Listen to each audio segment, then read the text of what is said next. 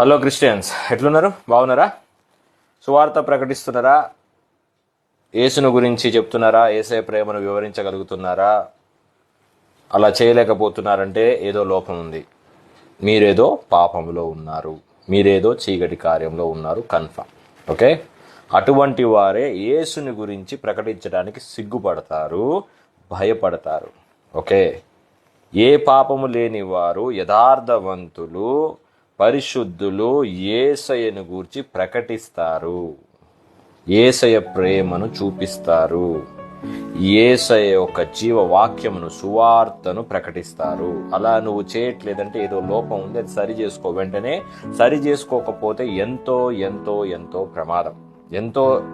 ఎంత ప్రమాదం అంటే ఏదో లోక సంబంధమైన నష్టాలు కాదు, కానీ శాశ్వతమైన ఆత్మ సంబంధమైన నష్టాలు జరుగుతాయి. తిరిగి సరి చేసుకోలేనివి, తిరిగి రిపేర్ చేయలేనివి జరుగుతాయి. అది అత్యంత ప్రమాదకరము. అటువంటి స్థితిలో నశించిపోయిన భక్తులు అనేక మంది బైబిల్లో ఉన్నారు.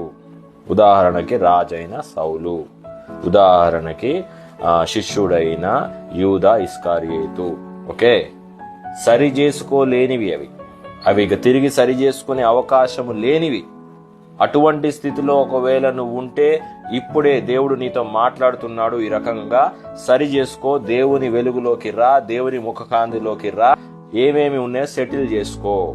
దేవుని యొక్క పరిపూర్ణమైన సమాధానమును పొందుకుంటావు. God bless you.